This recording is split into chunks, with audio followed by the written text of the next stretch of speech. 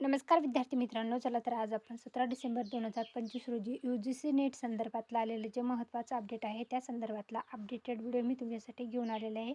विषय आहे UGC net exam 2025 जे आहे डिसेंबर 2025, तर त्या संदर्भातलं आलेलं हे महत्त्वाचं अपडेट आहे. तर तुम्ही बघू शकता, नॅशनल टेस्टिंग एजन्सी जे आहे UGC net December 2025 exam in computer based म्हणजे CBT टेस्ट जे आहे ते 31 डिसेंबर 2025 ते 7 जानेवारी 2025 या कालावधीमध्ये आयोजित केली जाणार आहे.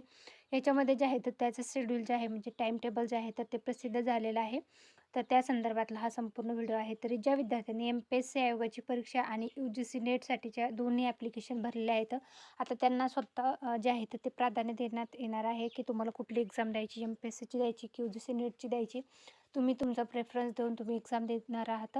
कारण की MPSC आयोगाने प्रसिद्धीपत्रक जे आहे तर ते प्रसिद्ध केलेलं आहे की ते एक्झाम टाईम टेबल जो आहे तो चेंज करणार नाही आहे. तर आता UGCकडनं काही कन्सेशन देण्यात आलं विद्यार्थ्यांना. जर त्यांची 4 जानेवारी 2026 रोजी एक्झाम आहे, तर त्यांना एखादी डेट जर वाढवून दिली तर त्यांच्यासाठी जे आहे तर ते चांगली असणार आहे.